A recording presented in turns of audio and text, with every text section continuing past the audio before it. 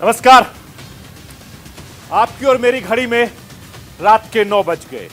मेरा पूरा देश सुन रहा है राष्ट्र की आवाज, 130 करोड़ लोगों की एक ही आवाज, राष्ट्र की आवाज। आपके साथ मैं हूं सरफराज, मैं सरफराज सैफी। आज उत्तर प्रदेश के चुनावी मंचों पर मालेगांव धमाके की गूंज सुनाई दी। आज योगी और ओवैसी की जुबान पर मालेगांव धमाके का जिक्र आया। आपकी स्क्रीन पर ये 5 तस्वीरें आज राष्ट्र के 5 बड़े मुद्दों से जुड़ी हैं। मालेगांव धमाके को लेकर भगवा आतंकवाद वाले बोल पर आज क्यों मचा है संग्राम, यह भी मैं आपको समझाऊंगा। कानपुर वाली रैली में दंगा वाले प्लान का सच क्या है, इसकी पड़ताल भी करूंगा। धर्म सभा में क्यों संविधान और कानून का मखौल उड़ाया जा रहा है, आखिर कालीचरण जैसे लोग दंगा भड़काने और उकसाने का खेल किसका है। मैं सरफराज सैफी आपको यकीन दिलाता हूं, आपकी हर दिन आवाज यूं ही बुलंद करूंगा। मैं राष्ट्र की हर दबी आवाज को आप तक पहुंचाऊंगा। मैं राष्ट्र की हर दबी आवाज को अपनी आवाज दूंगा, राष्ट्र की आवाज बनाऊंगा। आपकी आवाज, मेरी आवाज, यही तो है मेरे मुल्क की आवाज, मेरे वतन की आवाज, मेरे हिंदुस्तान की आवाज।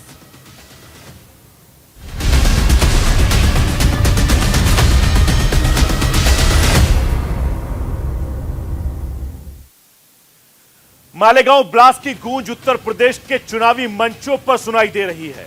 धमाके के 13 साल बाद मालेगांव उत्तर प्रदेश की सियासत का हॉट टॉपिक बन गया। मैं सरफराज सैफी आपको बताना चाहता हूं कि मालेगांव धमाका केस के गवाह ने कबूली योगी को फंसाने की बड़ी बात। सीएम योगी ने किया वार, माफी मांगे कांग्रेस, और गवाह ने कबूली हिंदू संगठन के लोगों को फंसाने की साजिश वाली बात। संघ के नेताओं ने कहा कि माफी मांगे कांग्रेस। मैं सरफराज सैफी आपको यकीन दिलाना चाहता हूं कि मालेगांव ब्लास्ट के बाद भगवा आतंकवाद को लेकर उठे थे कई सवाल। क्या भगवा आतंकवाद कांग्रेस की बुनी साजिश का एक हिस्सा थी? क्या भगवा आतंकवाद जांच एजेंसियों की गढ़ी गई साजिश थी? आखिर भगवा आतंकवाद का एजेंडा और प्रोपेगेंडा किसका था? मेरे उत्तर प्रदेश के चुनाव में अभी कुछ दिन तक ऐसे कई सवाल उठते रहेंगे, ऐसे सवाल गूंजते रहेंगे, लेकिन आपको होशियार रहना होगा। मैं वापस कह रहा हूं अपने उत्तर प्रदेश के भाई बहनों से, वोटरों से, कि आपको बेहद सावधान रहना होगा।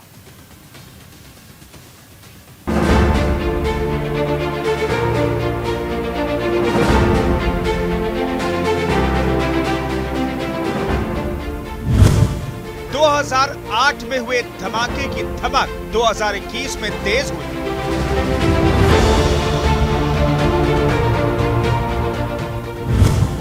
यूपी चुनाव के केंद्र में आया Malegaon blast case.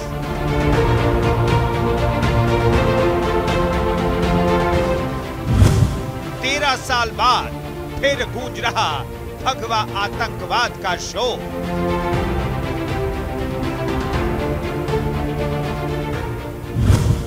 Malegaon blast में योगी को जबरन आरोपी बनाने का मुद्दा गरमाया।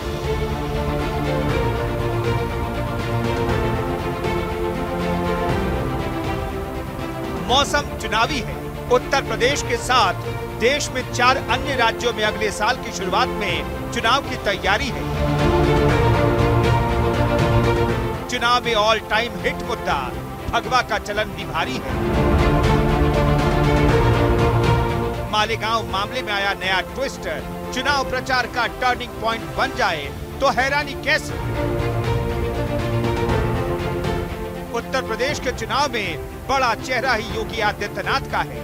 ऐसे में भगवा आतंकवाद वाले नैरेटिव के नाम पर विपक्षों को घेरने से कांग्रेस की सियासी मोर्चाबंदी से कैसे परहेज कर सकती है बीजेपी?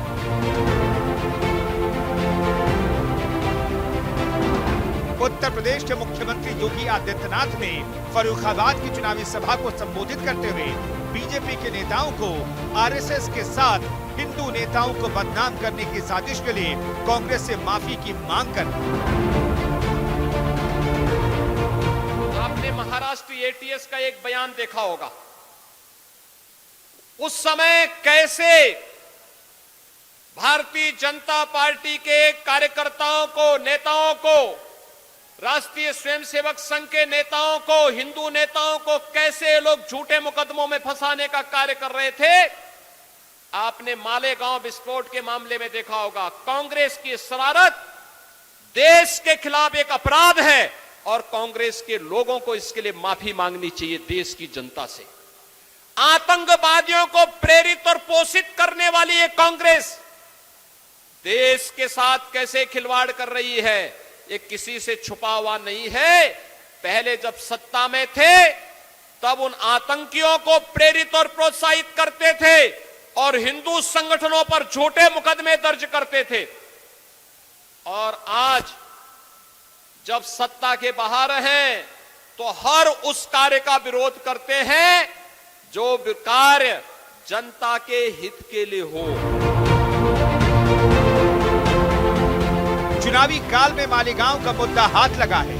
भगवा आतंकवाद के नाम पर हिंदू धर्म को बदनाम करने की साजिश का आरोप कांग्रेस पर लगातार बीजेपी लगाती रही है। ऐसे में मालेगांव केस में आया नया मोड़ बीजेपी की चुनावी मुश्किलें आसान करता नजर आ रहा है। जाहिर है बीजेपी इस मौके को इतनी आसानी से नहीं छोड़ने वाली। कॉन्स्पिरेसी अगेंस्ट द हिंदूज, हिंदुओं के खिलाफ षड्यंत्र। आप सोच के देखिए, साधु संतों को, मठों को, उत्तर प्रदेश के मुख्यमंत्री को बदनाम करने के लिए, भगवा को बदनाम करने के लिए किसी भी हद तक जाएंगे, झूठी बातें फैलाएंगे, लोगों को प्रताड़ित करके, टॉर्चर करके उनसे झूठी बातें कहलवाएंगे। इस प्रकार का ये साजिश है। साल 2008 में महाराष्ट्र के मालेगांव में एक बम धमाका हुआ था, जिसे आधार बनाकर भगवा आतंकवाद का नैरेटिव गढ़ने का आरोप कांग्रेस पर लगता रहा है। इसका जबरदस्त विरोध बीजेपी और आरएसएस के नेता करते रहे हैं। साल 2008 से लगातार इस मुद्दे पर सियासी वार पलटवार भी जारी रहा है। लेकिन आज चुनावी मौसम में मालेगांव का मुद्दा फिर से केंद्र में आ गया है। इसकी वजह बन रहा है कोर्ट में जारी मुकदमे में आया नया मोड़, जब मंगलवार को एक गवाह मुकर गया और कह गया। महाराष्ट्र के आतंकवाद निरोधी दस्ते के वरिष्ठ अधिकारियों परमवीर सिंह और राव नामक एक अधिकारी ने उस पर दबाव डालकर इस मामले में योगी आदित्यनाथ के साथ राष्ट्रीय स्वयंसेवक संघ के 4 अन्य नेताओं इंद्रेश कुमार, स्वामी असीमानंद, काका जी और देवधर का नाम लेने को कहा था। सबसे पहले तो एटीएस के मुंबई और पुणे के ऑफिस में अवैध रूप से रोक कर रखा गया। वहां उस पर दबाव बनाने के साथ साथ धमकी दी गई कि अगर वो अन्य 5 का नाम नहीं लेता है तो उसे छोड़ा नहीं जाएगा और बुरे परिणाम भुगतने होंगे।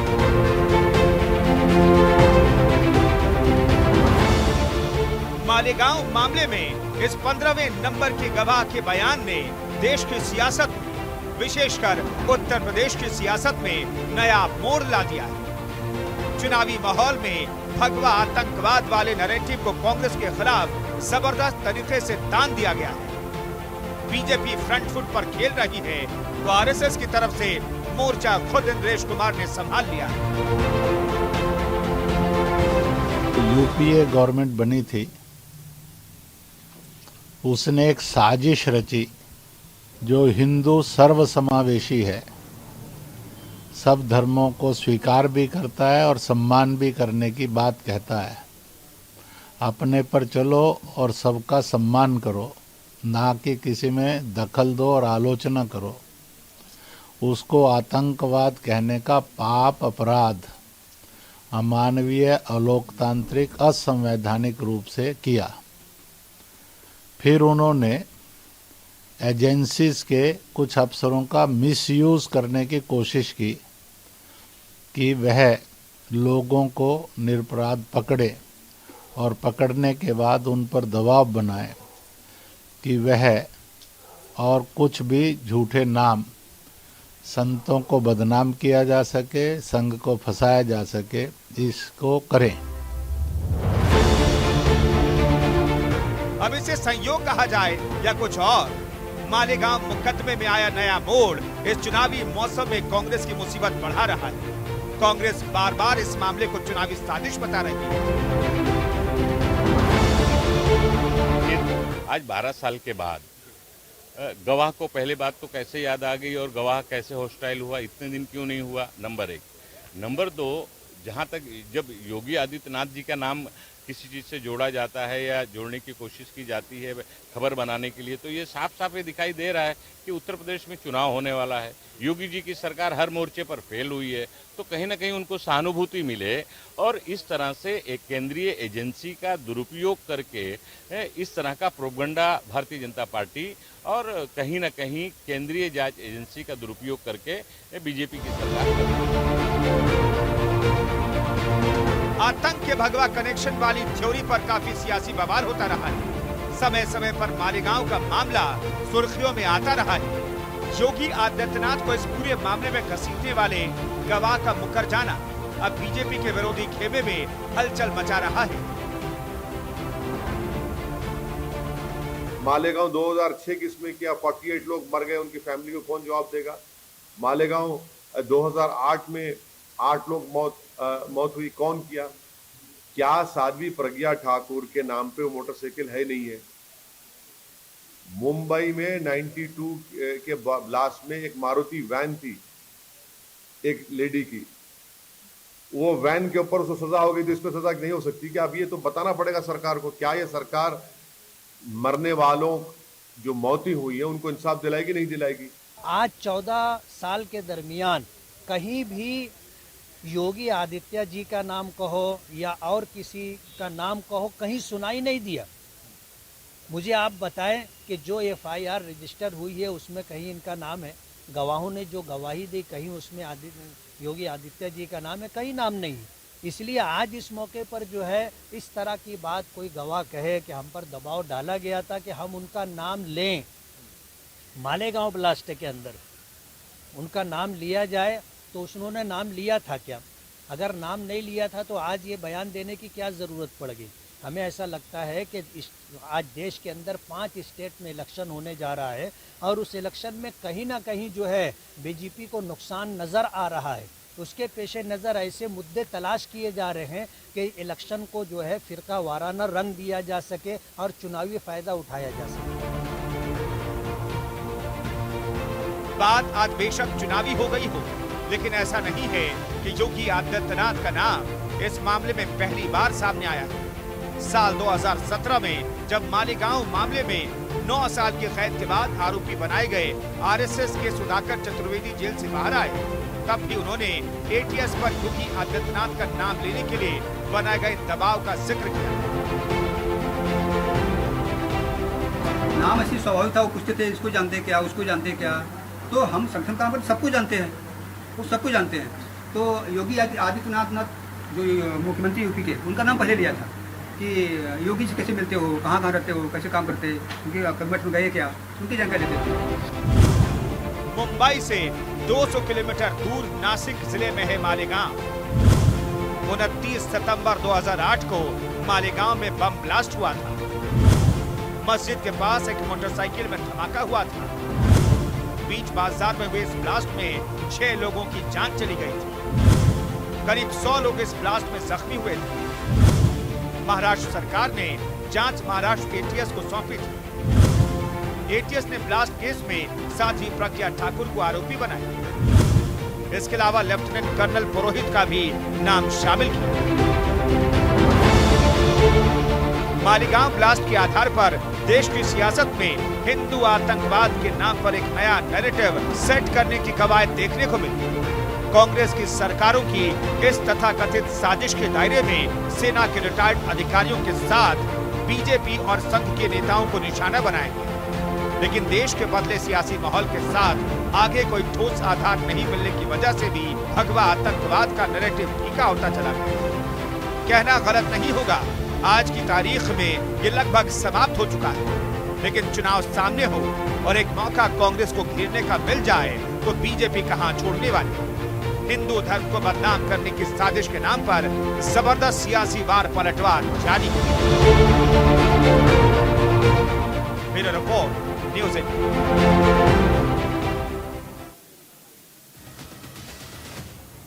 उत्तर प्रदेश में कानपुर वाली साजिश को लेकर एक बड़ा खुलासा हुआ है।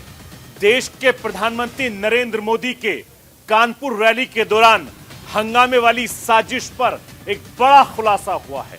मैं सरफराज सैफी आपको बताना चाहता हूं, चुनाव के बीच कानपुर में दंगे वाली साजिश रची गई, चुनाव के बीच कानपुर में हिंसा वाली साजिश रची गई, चुनाव के बीच कानपुर में बीजेपी को बदनाम करने वाली साजिश रची गई, चुनाव के बीच कानपुर में मोदी योगी की छवि को बिगाड़ने की साजिश रची गई। मैं सरफराज सैफी उत्तर प्रदेश के भाई बहनों को आगाह करना चाहता हूं, कानपुर में हिंसा वाली साजिश का एक पार्टी से कनेक्शन सामने आया है। मैं ऐसे हर खुलासे के बाद लगातार फिक्रमंद हो जाता हूं, आखिर राजनीति के लिए कब तक हिंसा का खेल चलेगा, कब तक मेरे उत्तर प्रदेश के बहन भाइयों को आपस में लड़ाया जाएगा, मेरे उत्तर प्रदेश के भाइयों के बीच नफरत फैलाई जाएगी। आप ऐसी हर साजिश से सावधान रहिए, किसी साजिश का हिस्सा मत बनिए, किसी साजिश को कामयाब मत होने दीजिए।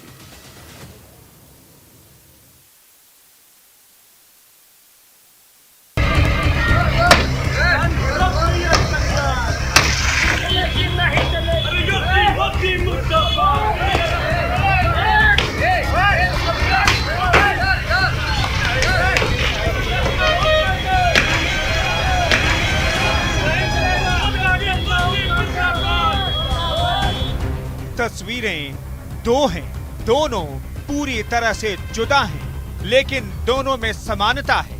दोनों कानपुर की हैं, दोनों एक ही दिन की हैं। एक तरफ प्रधानमंत्री नरेंद्र मोदी कानपुर के लोगों के लिए सौगातों का पिटारा खोल रहे थे, तो दूसरी तरफ खूनी साजिश रची गई। मंगलवार को पीएम मोदी कानपुर में थे। इस दौरान वे कानपुर वासियों को तोहफा देते हुए मेट्रो का उद्घाटन कर रहे थे और फिर काफी संख्या में जुटे लोगों को संबोधित कर रहे थे। इसी रैली को निशाना बनाकर समाजवादी पार्टी के कुछ कार्यकर्ताओं ने बड़ा फसाद करने की जुगत में थे। पूरी कहानी तफसील से बताएंगे, लेकिन पहले आप देखिए कि पुलिस इस मामले पर क्या कह रही है।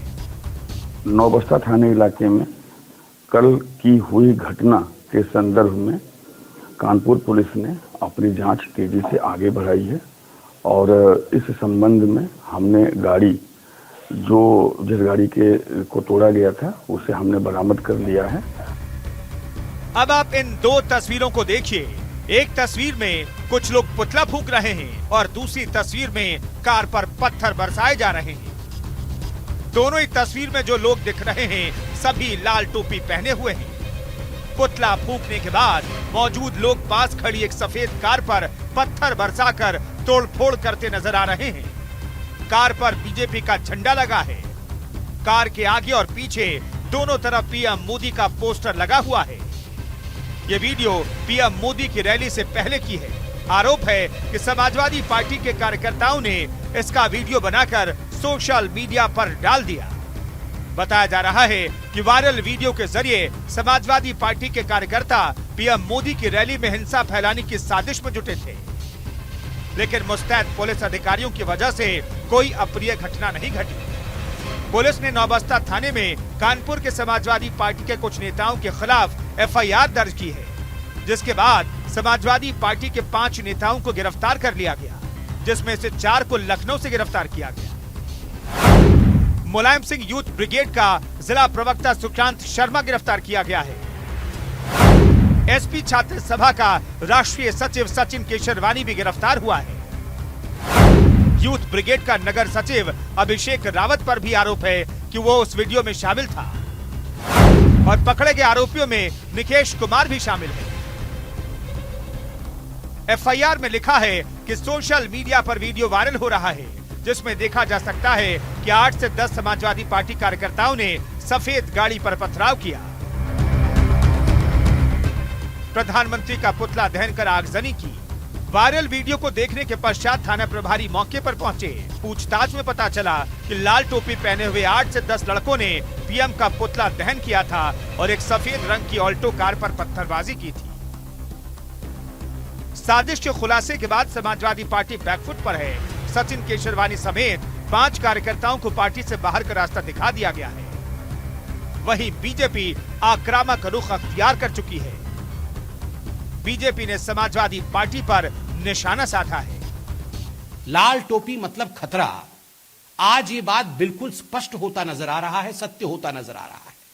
गुंडाराज क्या होता है, आप इनकी गुंडाई देखिए कि अपनी गाड़ी को भारतीय जनता पार्टी के रूप में सजाना और खुद उसे चकनाचूर कर देना और संदेश देना कि हम इस प्रकार से, अगर आप विकास के साथ खड़े होंगे तो हम इस प्रकार से आपको ध्वस्त कर देंगे। ये काम कौन करता है? ये काम माफिया करती है। ये काम गुंडा राज वाले करते हैं कि अपने माफिया राज के दबदबा को स्थापित करने के लिए। बीजेपी को साफ दिख रहा है कि समाजवादी की सरकार आ रही है और बहुमत से आ रही 2022 में। जो भी हमारे राष्ट्रीय अध्यक्ष पे झूठ के एफआईआर लिखी गई है वो गलत लिखी गई है। ऐसा कोई भी दंगा करने की समाजवादियों को कभी कोई राय नहीं रही है, कभी कोई ऐसा काम नहीं रहा कि वो दंगा फसाद करें।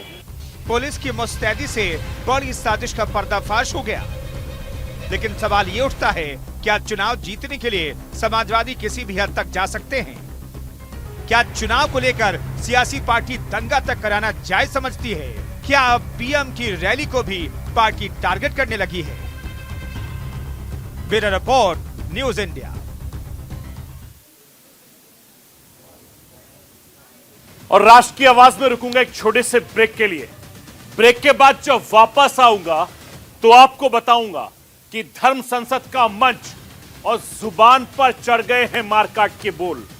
आखिर कब तक बिगड़ेंगे इन साहब जैसों के बोल? पूरी खबर इस छोटे से ब्रेक के बाद। आप कहीं मत जाइए, बने रहिए मेरे साथ और देखते रहिए राष्ट्र की आवाज।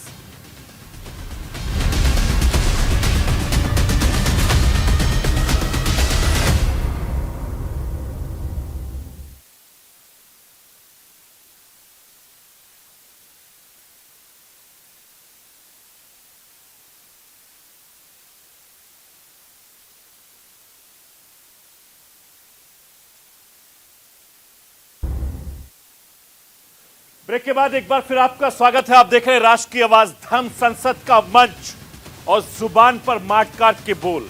आखिर ये कौन लोग हैं? धर्म संसद का मंच और जुबान पर हिंसा वाले बोल, आखिर इन्हें कौन ताकत दे रहा है? मैं सरफराज सैफी। रायपुर की धर्म संसद में कालीचरण के बयान सुनकर दंग रह गया, हैरान रह गया। राष्ट्रपिता महात्मा गांधी के लिए ऐसे बोल, ये नफरती एजेंडे की हद है। ये तो राष्ट्र के अपमान की हद है। ये तो राष्ट्र के नायकों का अपमान की हद है। मैं सरफराज सैफी ये पूछना चाहता हूं, क्या राष्ट्रपिता के अपमान करने वालों को भी हम सियासी पार्टियों के चश्मे से देखेंगे? क्या राष्ट्र का अपमान करने वालों को हम राजनीति के चश्मे से देखेंगे?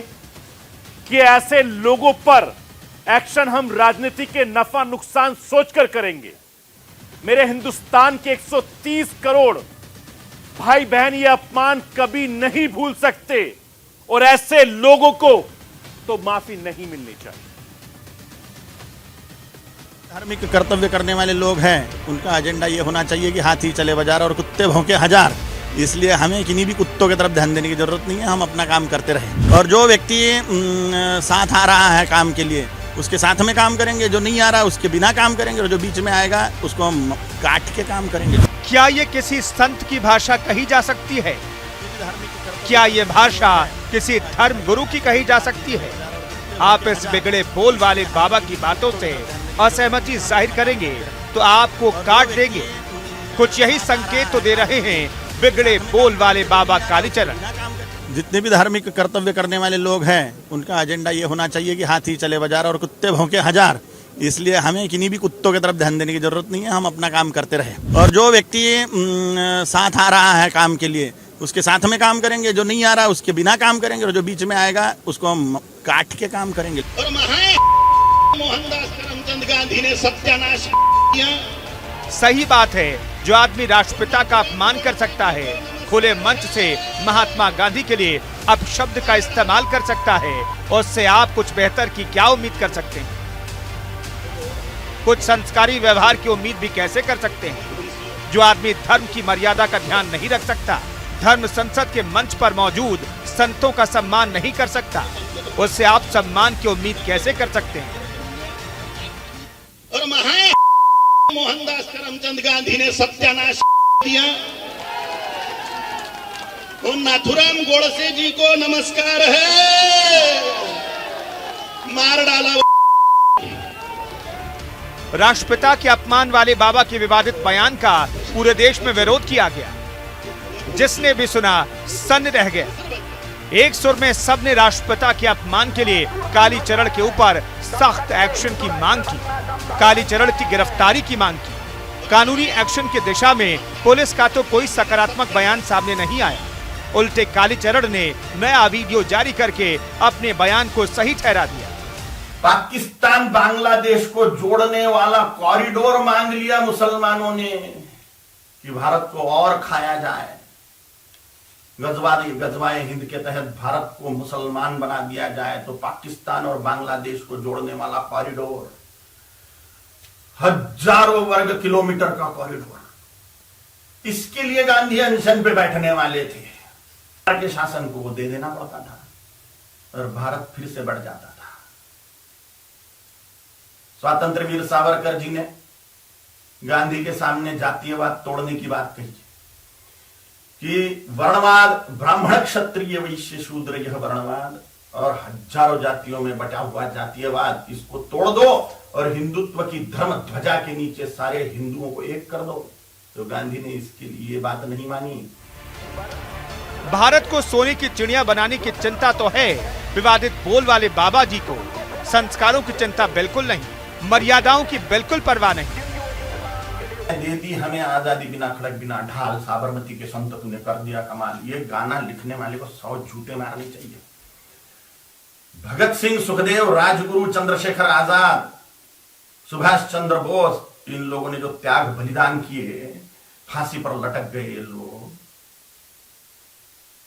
इन्होंने कुछ नहीं किया देश की आजादी के लिए, ऐसा इनका बोलना है ये गाना रचने वाले। कालीचरण के बारे में कुछ पुख्ता जानकारी तो नहीं, लेकिन देश का ज्ञान बढ़ाने का दावा करने वाले बाबा की शिक्षा के बारे में बताया तो यही जा रहा है कि कालीचरण की पढ़ाई 8वीं कक्षा तक ही हुई है। महाराष्ट्र के अकोला जिले के रहने वाले हैं। शिवाजी नगर के भवसर पंच बंगला इलाके में निवास है। वास्तविक नाम अभिजीत सराग। परिवार के बारे में स्पष्टता से बात करने से बचते रहे हैं बाबा। बाबा कालीचरण के बारे में इतनी जानकारी के बाद भी न तो महाराष्ट्र पुलिस और न ही छत्तीसगढ़ की पुलिस का उन तक पहुंचना संभव हो पा रहा है। इतने शोर के बावजूद कालीचरण पर ठोस कानूनी एक्शन के कुछ भी संकेत सामने नहीं आ रहे। कांग्रेस की तरफ से बड़ी मुखरता के साथ कालीचरण के विरोध तो सामने आया, लेकिन छत्तीसगढ़ और महाराष्ट्र की सत्ता संभालने वाली कांग्रेस का कालीचरण पर कोई भी सीधा एक्शन सामने नहीं आया। सनातन धर्म में इस प्रकार से किसी इस प्रकार से बात कही जाना तो स्वीकार्य नहीं है। अब धर्म संसद जो हुई है वहाँ पर उसने देश को हिला के रख दिया है। तो मामूली बात नहीं कि हमारे साधु संत जिनका हम सम्मान करते हैं वो ये भाषा काम लेंगे धमकाने वाली और हिंसा वाली भाषा काम लेंगे, ये हिंदुस्तान की संस्कृति संस्कार के खिलाफ है। हमारे मुल्क में तो सदियों से भगवान महावीर हो चाहे बुद्ध हो, उसे लगा करके महात्मा गांधी तक ने सत्य की बात करी, अहिंसा की बात करी।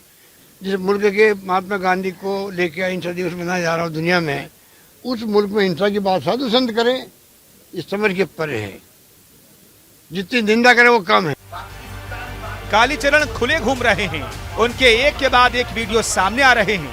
एक के बाद एक बस मुकदमे दर्ज करवाए जा रहे हैं। छत्तीसगढ़ में एफआईआर के बाद कालीचरण के खिलाफ पुणे में एक और मामला दर्ज हुआ है। 19 दिसंबर को पुणे में समस्त हिंदू अघाड़ी द्वारा आयोजित कार्यक्रम के दौरान दिए गए भड़काऊ भाषण के आरोप में पुणे सिटी पुलिस ने मामला दर्ज किया। लेकिन हैरानी इस बात की है कि उसी बेबाक अंदाज में बिना रुके, बिना बोल सुधार के विवादित बोल वाले विवादित बाबा अभी तक पुलिस की पहुंच से बाहर हैं। Bureau report, news India.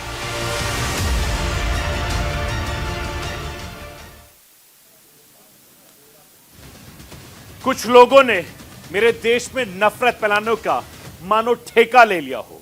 कुछ लोगों ने देश में कायदे कानून को तोड़ने का मानो ठेका ले लिया है। कुछ लोगों ने देश के संविधान का अपमान करने का मानो ठेका ले लिया है।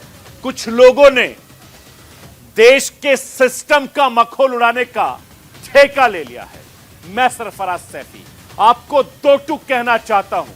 मेरा हिंदुस्तान ऐसे ठेकेदारों को जवाब देना जानता है। मेरा हिंदुस्तान ऐसे ठेकेदारों की अक्ल ठिकाने लगाने जानता है। मेरे देश के अफसरान ऐसे ठेकेदारों को सबक सिखाना जानता है। मेरे हिंदुस्तान का संविधान ऐसे ठेकेदारों का हिसाब बराबर करना जानता है। मैं सरफराज सैफी आपको बताना चाहता हूं, हरिद्वार में धर्म संसद में जो कुछ हुआ उसका जवाब सही वक्त पर जरूर मिलेगा। थाने में सिस्टम पर ठाका लगाने वालों को सही वक्त पर जवाब मिलेगा। पुलिस अधिकारियों का मखौल बनाने वालों को सही वक्त पर करारा जवाब भी मिलेगा। न्याय करेंगे, ये उम्मीद हम आपसे रखते हैं और आपकी सदैव जय हो।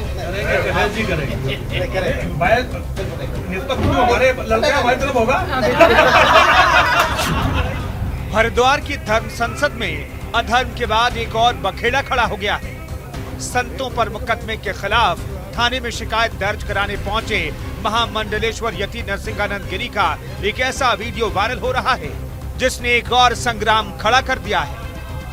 होने के बाद आपकी ओर से संदेश जाना चाहिए कि आप बायस्ड नहीं है, आप प्रशासनिक अधिकारी हैं, संवैधानिक हैं और आप सबके प्रति इक्वल न्याय करें। ये उम्मीद हम आपसे रखते हैं और आपकी सदैव जय हो।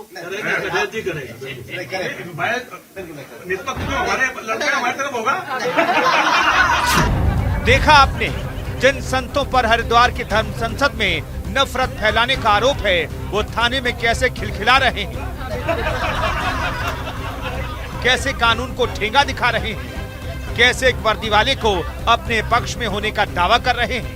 एक बार फिर ध्यान से सुन लीजिए कि वीडियो के अंत में महामंडलेश्वर यति नरसिंहानंद गिरी क्या कह रहे हैं। होने के बाद आपकी ओर से संदेश जाना चाहिए कि आप बायस्ड नहीं है, आप प्रशासनिक अधिकारी हैं, संवैधानिक हैं और आप सबके प्रति इक्वल न्याय करें। ये उम्मीद हम आपसे रखते हैं और आपकी सदैव जय हो।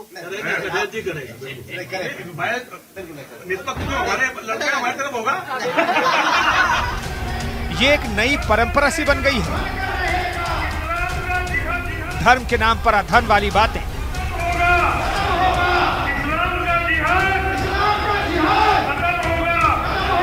संवैधानिक मर्यादा तार तार करने वाले बयान सामने आ रहे हैं। ऐसा लगता है हिंदू धर्म को मजबूत तो कम, कमजोर करने के प्रयास ज्यादा दिखने लगे हैं।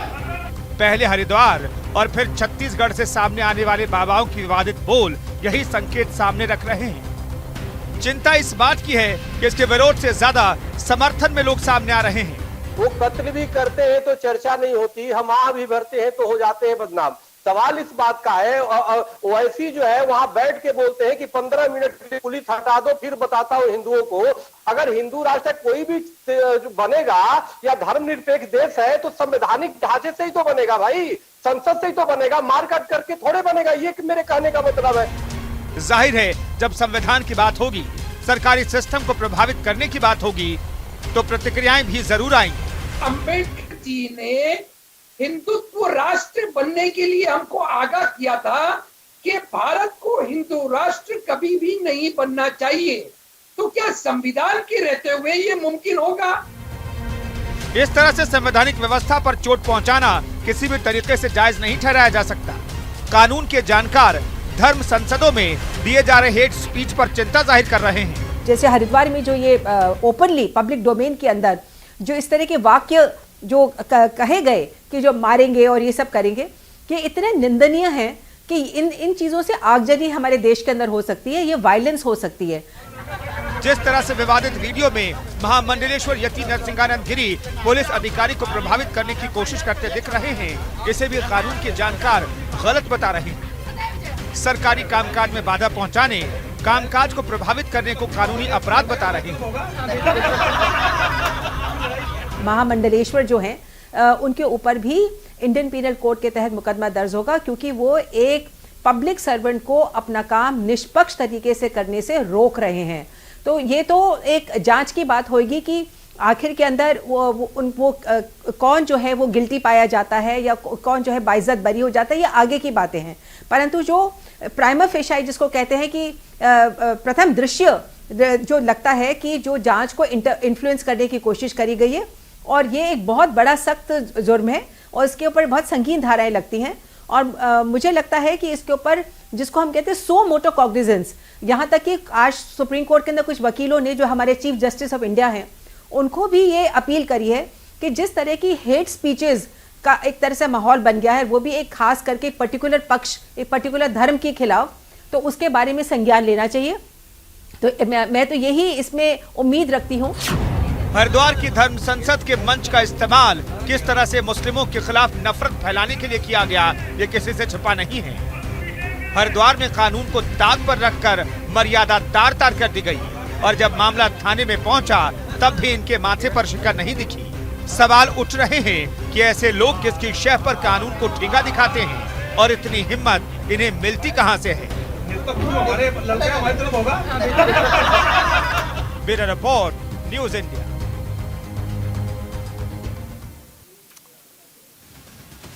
वसीम रिजवी ने चोला बदला तो उसकी चाल नहीं बदली। वसीम रिजवी ने धर्म बदला लेकिन उसका नफरती एजेंडा नहीं बदला। वसीम रिजवी ने लिबास बदला लेकिन उसकी फितरत नहीं बदली। मैं सरफराज सैफी जितेंद्र नारायण त्यागी उर्फ वसीम रिजवी की हरकतों को देखकर हैरान हूं। जितेंद्र नारायण सिंह मेरे देश का मखौल बिगाड़ना चाहते हैं, मेरे उत्तर प्रदेश में नफरती एजेंडा चलाना चाहते हैं, मेरे उत्तर प्रदेश में लोगों को भड़काना चाहता है। पर वसीम रिजवी कभी अपने मकसद में कामयाब नहीं हो पाएगा। वो तो महज कठपुतली की तरह इस्तेमाल होता रहेगा। वो कठपुतली की तरह बेजान हरकतें करता रहेगा। आखिर क्यों? इस रिपोर्ट के जरिए देखिए और समझिए आप। गंगा जमुनी तहजीब पर जितेंद्र त्यागी के बिगड़े वो। चोला बदला लेकिन नहीं बदला चलन। पूरी दुनिया का 200 करोड़ मुसलमान आतंकी है, सेकुलर नहीं है। वो आतंकी जिन्होंने असलाह उठा रखा है, लोगों का कत्ल कर रहे हैं, वो तो रजिस्टर्ड आतंकी है। लेकिन जिनको मौका नहीं मिला है वो आज सेकुलर है और सेकुलर आतंकी है। महज कुछ दिन पहले तक इस शख्स को वसीम रिजवी के नाम से लोग जानते थे, लेकिन अब इसने अपना चोला बदल लिया। अब इसने अपना धर्म बदल लिया है। अब इसने अपना नाम भी बदल लिया है। अब लोग इसे जितेंद्र नारायण त्यागी के नाम से जानते हैं। लेकिन कहते हैं ना, हस्ताक्षर और फितरत नहीं बदलती। वसीम रिजवी जो अब जितेंद्र सिंह त्यागी हो गया है, इसने भले ही अपना चोला बदल लिया हो लेकिन इसका चलन नहीं बदला। आज भी विवादों में रहने के लिए जहरीले बोल ही बोलता है। आज भी नफरत फैलाने में ही जुटा रहता है। हमारे देश में गंगा जमुनी तहजीब की कई मिसाल देखी गई है, लेकिन वसीम रिजवी और जितेंद्र त्यागी पाकिस्तान के बहाने गंगा जमुनी तहजीब में भी जहर घोलने में लगा है। हरिद्वार में हुई धर्म संसद को लेकर पाकिस्तान में भारतीय राजदूत को बुलाकर उनसे चर्चा की गई, मुसलमानों की फिक्र की गई। अगर अगर पाकिस्तानी समझता है कि हिंदुस्तान में मुसलमान घबराया हुआ है, परेशान है, तो उसको भी हिंदुस्तान की तरह अपने पाकिस्तान में CAA जैसा कानून बनाना चाहिए, क्योंकि घबराए हुए मुसलमान, परेशान मुसलमान पाकिस्तान की सिटीजनशिप ले सके। वसीम रिजवी उर्फ जितेंद्र नारायण त्यागी के इस बयान पर कुछ लोग उसके समर्थन में भी खड़े हो गए हैं, तो कई लोगों ने उसे निशाने पर लिया है। जो लोग यथार्थ बात कहते हैं उनको विवादित कहा जाता है, लेकिन वो जो उसी रिजवी वर्तमान समय में जो जितेंद्र नारायण त्यागी के रूप में हैं, उन्होंने जो कहा वो सत्य कहा और ऐसे ही पाकिस्तान को करना चाहिए। मैं जितेंद्र त्यागी जी के बयान का समर्थन करता हूँ। जितेंद्र त्यागी जी ने कहा निश्चित रूप से पाकिस्तान को अपने यहाँ इन प्रावधानों को लागू करना चाहिए, और जो जिस तरह से वो लोगों को वहाँ से दरबदर करती है, वैसे जो लोग पाकिस्तान जाते हैं उनको समझे।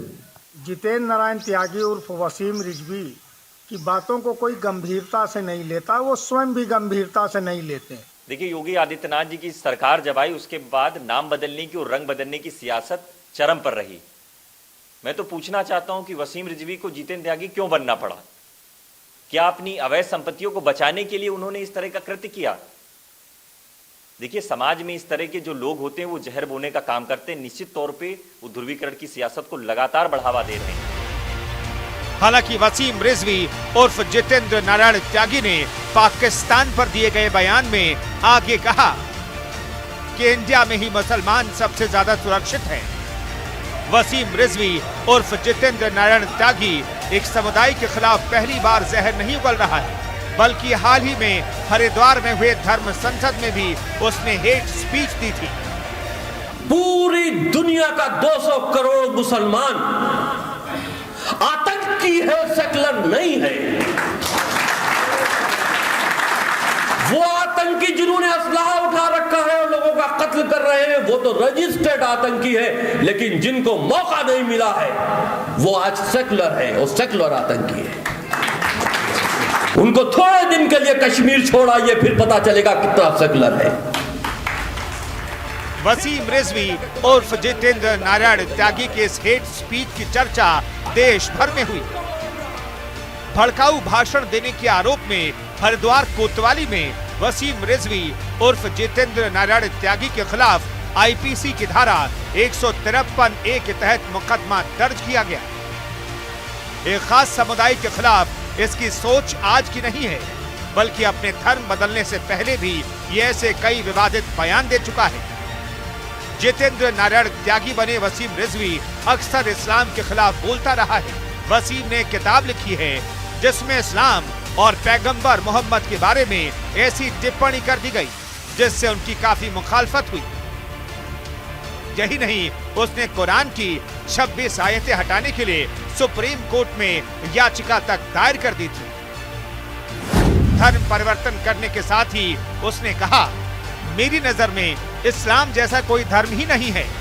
सनातन धर्म में सबसे ज्यादा इंसानियत पाई जाती है। करीब 4 साल पहले वसीम रिजवी शिया वक्फ बोर्ड के चेयरमैन भी रहा। तब उसने मदरसों पर विवादित बयान दिया था। उसने तब कहा था कि मदरसे में पढ़ने वाले बच्चे राष्ट्र की मुख्यधारा से कट जाते हैं। उसने कहा था, कितने मदरसों ने इंजीनियर, डॉक्टर और IAS अफसर पैदा किए। इक्का दुक्का जो सफल हुए, उन्होंने मदरसे के बाद आधुनिक शिक्षा प्राप्त की। और तो और उसने यहाँ तक कहा था कि मदरसे में पढ़ने वाले बच्चों का रुझान धीरे धीरे आतंकवाद की तरफ हो जाता है।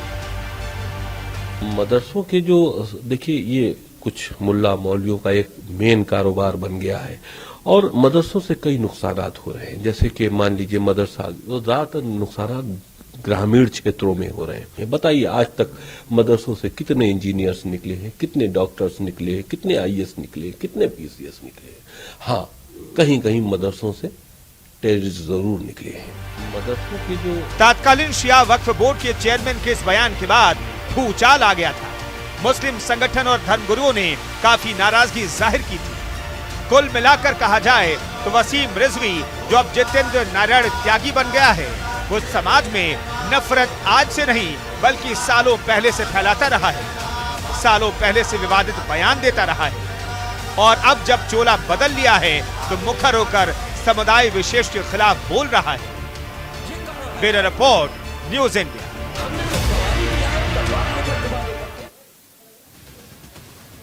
तो ये थी राष्ट्र की आवाज। कल फिर होगी आपसे मुलाकात, तब तक के लिए नमस्कार। लेकिन जाते जाते आपसे एक वादा, आप अपना और अपने परिवार वालों का ख्याल रखिए, कोविड नियमों का पालन कीजिए, 2 गज की दूरी जान के लिए बेहद जरूरी। कल मुलाकात होगी।